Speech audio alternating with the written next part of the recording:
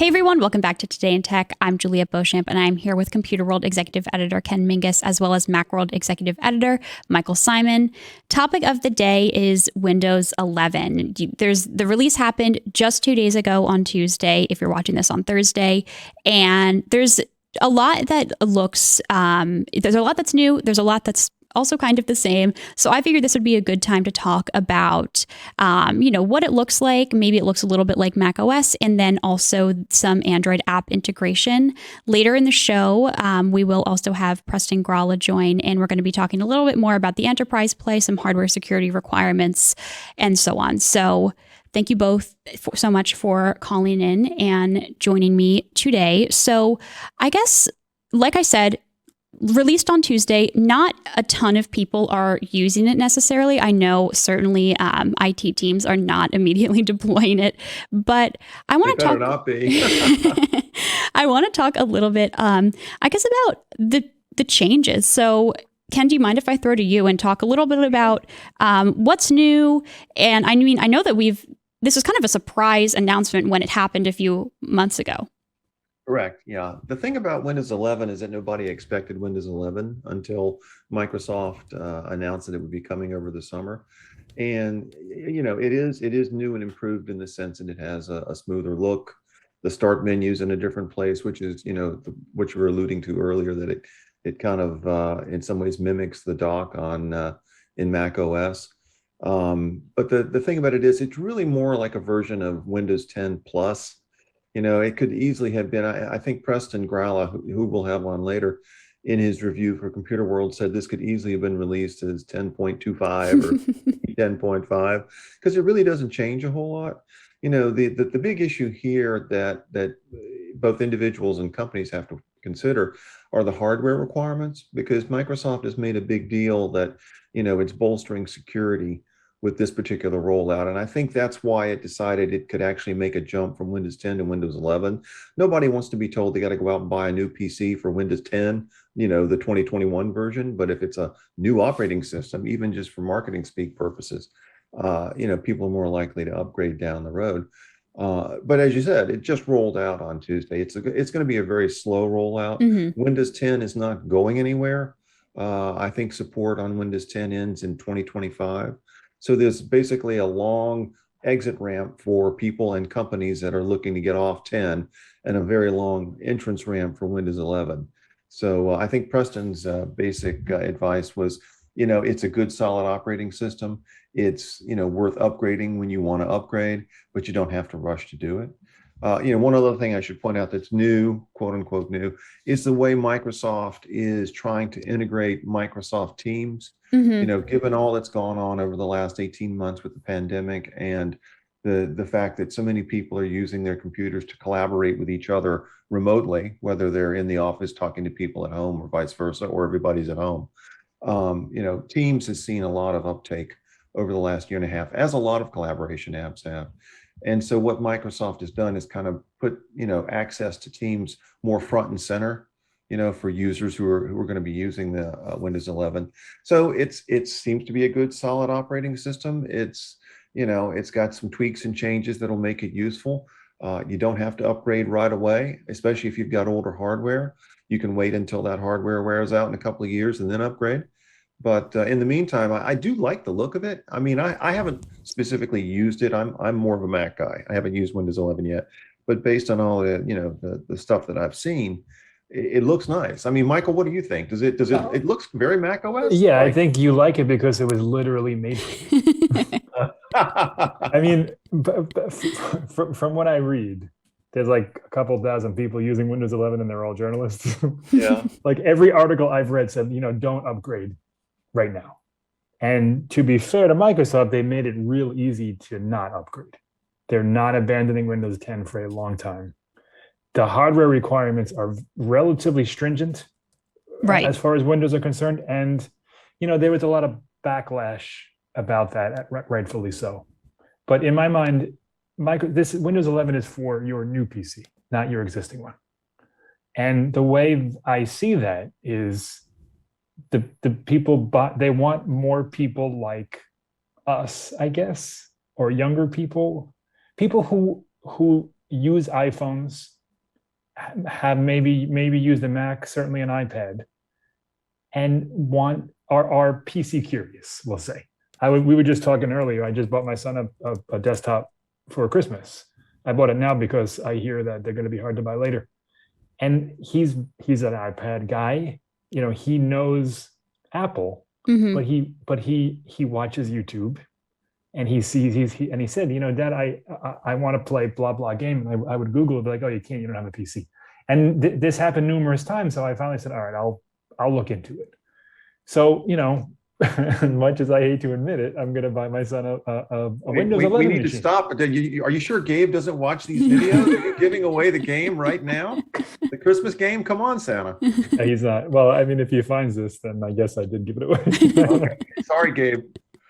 He So watches Mr. Beast and things. I don't think I'm popping up in that algorithm. Well, let me ask you, Michael. Okay, so you know, as someone who is buying or just bought a Dell, will that come with Windows Yes. 11, or will it come with? It It will will. come with 11. Yeah. Okay. And based on, I mean, I don't know for certain how all this works, but because I'm a Mac person, but you know, on the Apple side, once the new operating system comes out, when you buy a new Mac, you get the newest OS. right. And that seems to be the same thing with Windows. Like, as I was saying, Windows 11 it's very much Windows 10 with a new coat of paint, Mhm. and one that people don't really like. They changed things that people are used to. The start menu. It's not unlike the difference between, like, well, it was more extreme, but from Mac OS 9 to Mac OS 10, like Mac OS 10 was for new Macs. Yes, you could upgrade your old one, and a lot of people did, but it was mainly for, this is the way forward. This is the new OS. This is our new look, our new platform. You know, it was different because it was a massively different architecture. It was beyond just look. Of course. That was a complete re-architecture. But the people who were Mac OS stalwarts, Yeah. you know, they were like, well, what is this? You know, why is everything different? Why is it all blue and blah, blah, blah. Yeah. And it's a similar type of thing. You know, people who know Windows, people who use Windows day in, day out, they're firing their Windows 11 machine up and saying, like, well, what the hell? Why is the start centered? And why are there widgets? And even the Teams thing you were talking about, that's FaceTime. Like, it is very much Mac OS, but with the Windows, you know, the Windows stuff. That's the way I see it. Do you think that's intentional? Do you Oh think? yeah, of course, absolutely Well, intentional. No, I mean, Yeah. I'd be surprised. I guess I don't think of Microsoft as taking a look at Apple's operating system and saying, we want to copy that. They haven't done a lot of that in the past. Well, you can say. I mean, I know that they kind trade of. back and forth, and Yeah. when some feature comes up, it shows up on the other. But okay, I mean, I really had not thought that Microsoft was specifically I copying. mean, listen, maybe I'm way off base, but there are several features that are pretty obviously lifted from macOS. Again, the taskbar center, that's a dock. Mhm. We have widgets that are very similar. Teams integration is basically FaceTime. Especially because different it's desktops a consumer now have different play. backgrounds, and you know, that's a macOS thing. Like, we are very much in macOS, in the macOS environment, and it runs Android apps too. Let's talk about that. Yeah, do talk Yeah. about that. I want to hear. So that's that's another, you know, obviously Microsoft doesn't have a mobile platform. Mhm. So Android's the thing, and it's not live yet, but you'll be able to, just like on Chrome, basically have access to the Play Store and download Android apps onto your device. Now, it's not going to be like Catalyst, in the sense that developers are not going to retool their Android apps to work better on Windows. They're going to be Android apps on your PC. So they're not going to be optimized. They're not going to be pretty. They're not going to be, you know, like full screen, nice, all that stuff that the you're used to rationale in for Windows. doing that. That's what I haven't figured out yet. I think the rationale is to create that ecosystem Okay. that they don't have. Okay. You know, they've famously tried Windows Phone, failed miserably, Didn't do so well with didn't that. do well at all. No. And that was it. You know, they completely missed that boat. That was Yeah. Steve Ballmer's era. Yeah. He laughed at the iPhone, didn't miss the boat completely, and by the time he got in his canoe and tried to catch up with it, it was long gone. And that was that. They just cut rank and left. I mean, they make an Android phone. The Yeah. Microsoft Duo, it's Android. that has Windowsy stuff in it, like it runs, it has the dual screen Word and Excel and stuff like that, but it's an Android phone. So Windows and Android are not, an anathema to each other. They are Microsoft is understanding that in 2021 that the future is mobile, and they don't have that. They're just complete. You can say, well, they have the Surface stuff, and they have portable PCs. They don't have a phone. They don't have a phone platform. So Android's, that's it. They do integrate with iOS a bit as well. They have an app and stuff, but Android is the one, if they're going to really build this ecosystem forward, it's got to be Android. Question. Here's one of the things, what, Juliet, you were talking earlier about some of the changes in Windows 11. One of the things that's been sort of gradually happening, even in Windows 10, has been the disappearance of Cortana, the right. voice assistant that just never really worked very well. And I mean, even more so, I think it was even more problematic in some ways than Siri is, and that's saying a lot. And it's sort of surprising because it does seem like there is a lot of energy and development around voice as a UI. So to see Cortana kind of, gradually disappear or become a shell of itself with Windows 11, it sort of surprises me. Do you see that the same way, Michael, or do you think that makes sense just to deprecate it? I don't even know. I mean, it's not even on by default in Windows 11. It's so strange that, like, Siri, I don't know how many people are using Siri on their Mac, but it's there. Yeah, I don't either. I don't use it. Ever present if you want it. Right, it's there. Like, it's good for accessibility issues. Sure. I mean, it has its place, and I still hold on to the dream that one day Apple will make it better. But Cortana, it wasn't bad. It was fine. It, whatever you want to call it, it was fine. Yeah.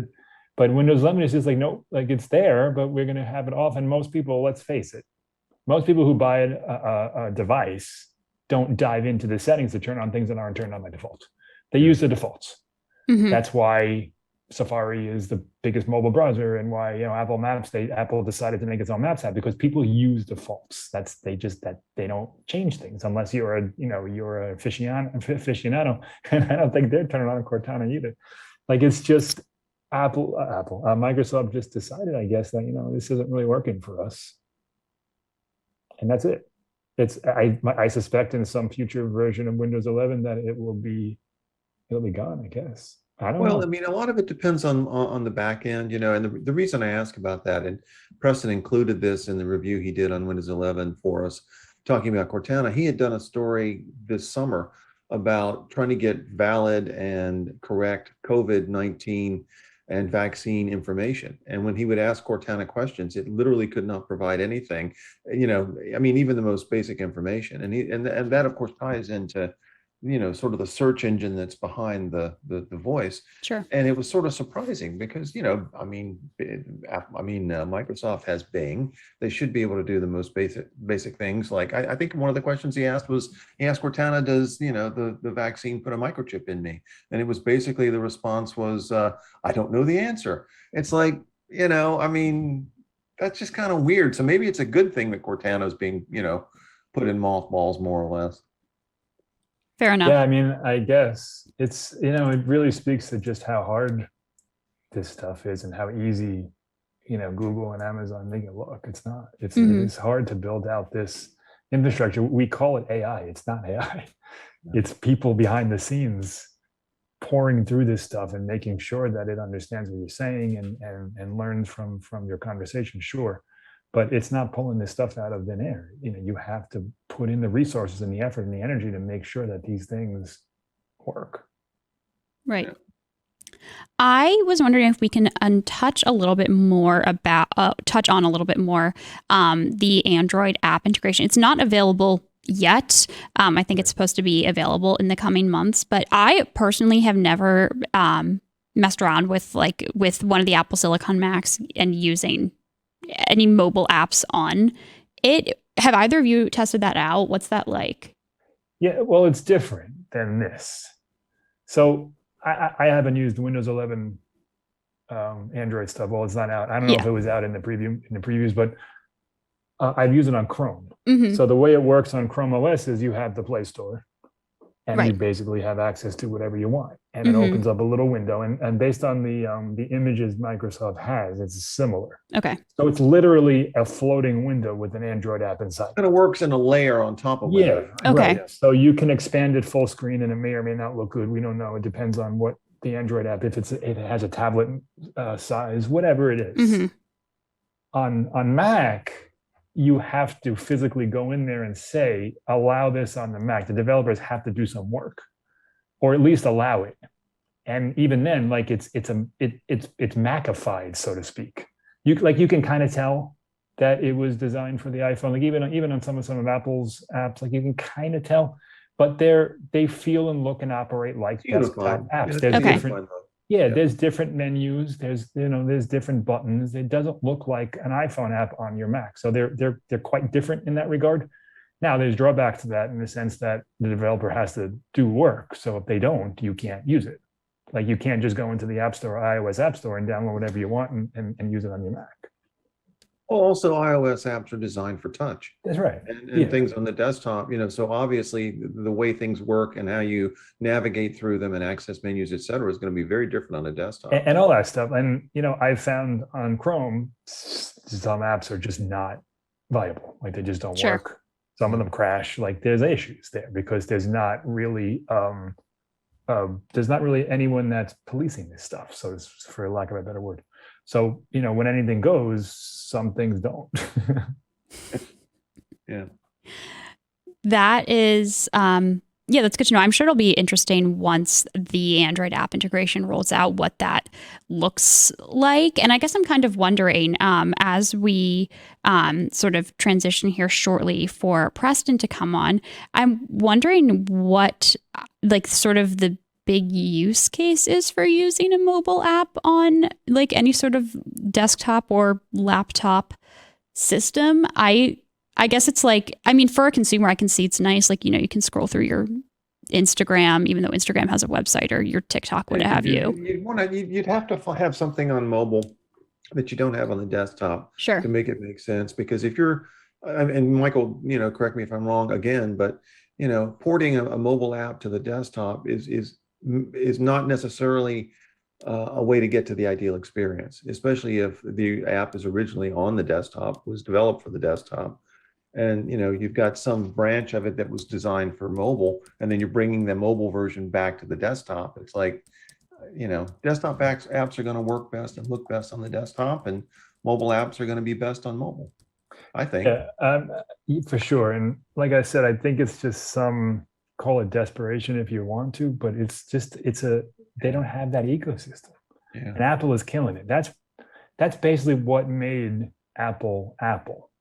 It started with the iPod. Apple doesn't sell a product, they sell an ecosystem. So you use the iPhone, you want to go to the Mac. You use the Mac, you want to check out the iPhone. They used to sell the iPod, it only worked with the Mac, then they opened it up to Windows, but it's still, they used to call it the halo effect. So you use one product and you want to use others. And I think Microsoft's trying to kind of replicate that with Android and Windows. Because, Okay. I used Android for a while, and it does not play nicely with Mac OS at all. Sure. They're very separate worlds. There are some apps that sync and stuff, but Mhm. it's not as easy as the iPhone Mac integration, iCloud Drive, all that stuff. So that's the logical use case, is to try to get that system in place with OneDrive and the Microsoft apps and Office and the things that we know work on both. Try to get that seamless. So if you're using a Galaxy S21, you're in the market for a new computer, new PC, maybe I'll check out Windows. Oh, I can put my app on there. Sure. It's that Mhm. mentality, I think. Sure. Yeah, that makes sense. Yeah. Well, thank you both so much for chatting a little bit about Android app integration, how it looks compared to how Windows 11 looks and feels compared to Mac OS. So, Michael, it's been great to have you here.